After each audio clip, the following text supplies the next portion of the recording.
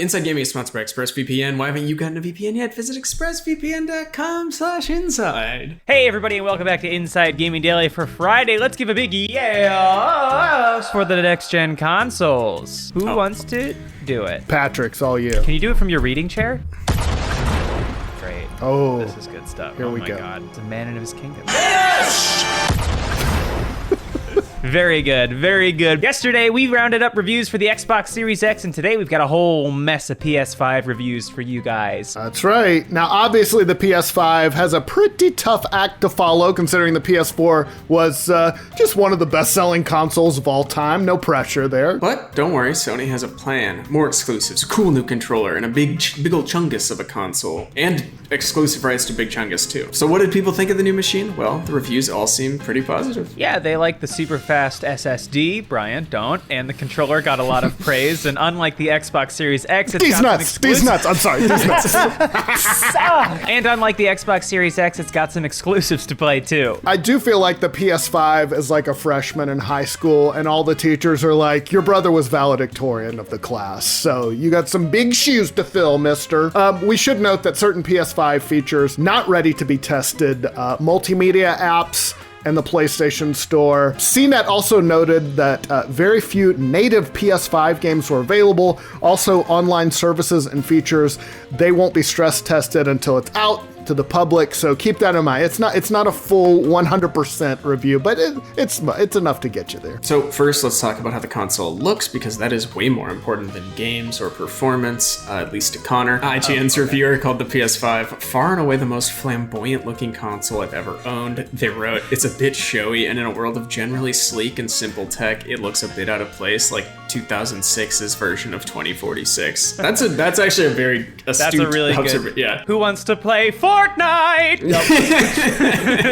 PlayStation through all the console generations, I would say, has had the most like understated kind of design, where it's just it's very simple, and then they come out with this just fucking wild looking this thing. This Liberace of a console. Yeah. It does not matter whether you like it or not. It's here. Like, it's just gonna do its It is thing. here. You're gonna notice when it comes to that door. And it does have that sound that plays when you put a disc in where it goes, oh, honey. Just this old queen of a console.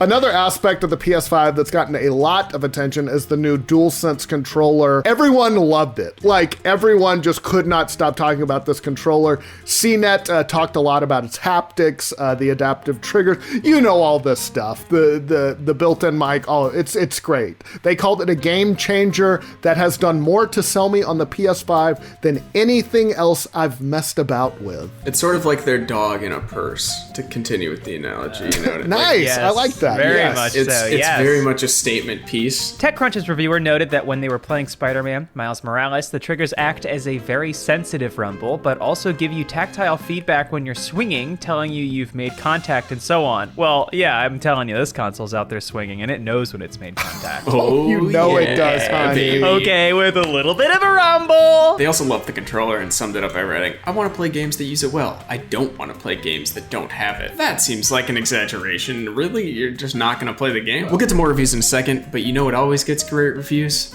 Stamps.com. Hell yeah. Today's episode of Inside Gaming Daily is sponsored by Stamps.com. Folks, this holiday season, more people will be mailing stuff than ever before. That means the post office is going to be a little busy, and you don't have time for that. You're busy, you've got calls to make, hands to shake, and meetings to plan. Stamps.com brings the post office and now UPS shipping right to your computer. Mail and ship anything from the convenience of your home or office. With Stamps.com, anything you can do at the post office, you can do with a few clicks. Plus, Stamps.com saves you money with deep discounts you can't even get at the post office. This is that real primo-ish, and I hope you keep listening, because it's about to get even better. Whether you're a small office sending out invoices, an online seller fulfilling orders during this record-setting holiday season, or even a giant warehouse sending thousands of packages a day, Stamps.com can handle all of it, and with ease, too. Simply use your computer to print out official US postage 24/7 for any letter, any package, any class of mail. Oh, nice, anywhere you want to send it. Once your mail is ready, just schedule a pickup or drop it off. It's that simple. With Stamps.com, you get 5 cents off every first-class stamp and up to 40% off priority mail and up to 62% off UPS shipping rates, not to mention, it is a fraction of the cost of those expensive postage meters. Stamps.com Stamps.com is a no-brainer. It saves you time and money. Two of my favorite things to have. It's no wonder over 900,000 small businesses already use Stamps.com. So don't spend a minute of your holiday season at the post office this year. Sign up for Stamps.com instead. There is no risk. And with our promo code INSIDE, you get a special offer that includes a 4-week trial plus free postage and a digital scale. No long-term commitments or contracts. Go to Stamps.com, click on the microphone at the top of the homepage and type in INSIDE. Again, that is Stamps.com. Enter INSIDE. Stamps.com. Never go to the post office again, ever.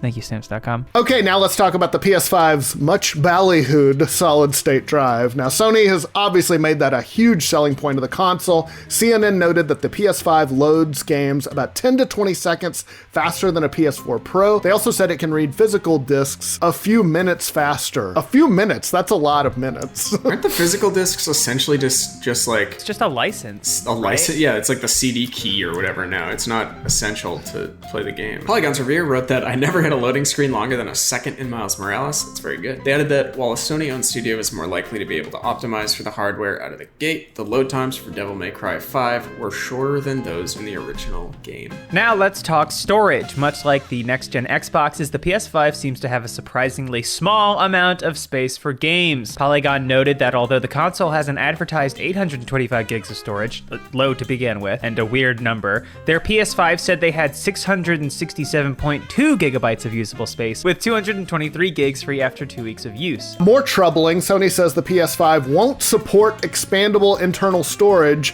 at launch anyways. So you can do external storage? Yes, you can. But yeah, that little slot in there that we've seen, that dedicated internal slot that looks like it could fit a stick-shaped SSD in there, but that is apparently, it's going to be disabled for now. Sony told The Verge that it is reserved for a future update. Anyway, as for the PS5's UI, IGN said it doesn't feel wildly removed from its roots on the PS4, particularly as you get deeper into the menus, but it's definitely different and significantly more elegant in a number of ways. For example, if you tap the PS button on the controller, it brings up something called the Control Center, which is similar to a taskbar on a Windows PC, and of course there are the cards. Some of them IGN noted are not super useful, showing newly published articles about games you're following. Yeah, that's I don't need that. And recent screenshots. But there are the activity cards, and those have gotten a lot of attention, and those do have some useful information, like how much longer they think it'll take you to do a certain task,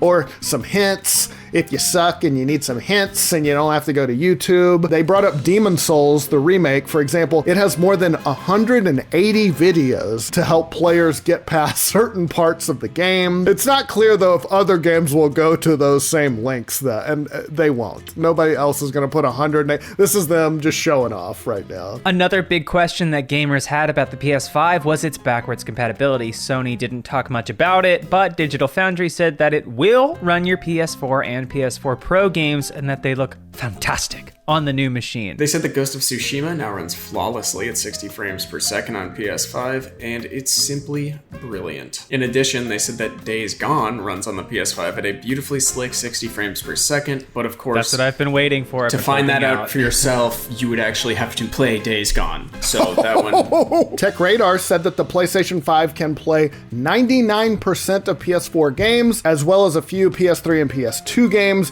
via PlayStation Now.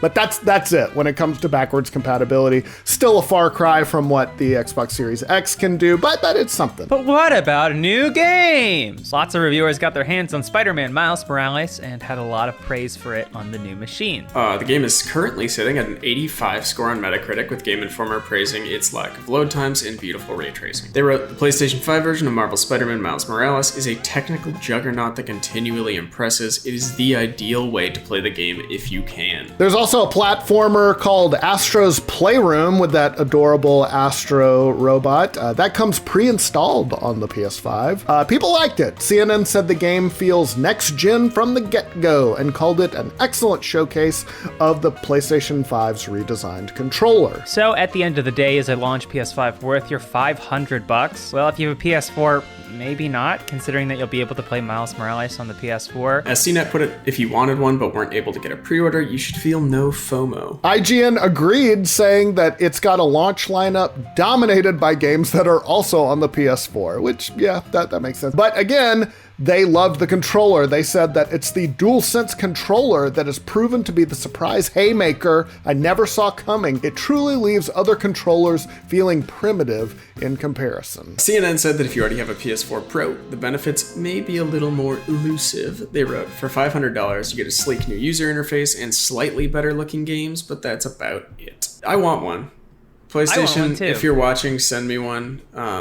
No charge, of course, it's on the house. Hey everybody, and welcome back to Inside Gaming Daily for Thursday. The next-gen consoles are right around the corner, and reviews are right around the corner, and reviews are in for the Xbox Series X, Microsoft's newest pride and joy. They shipped it out to college and redecorated the room for someone else. It's Dad's home office now. It's the way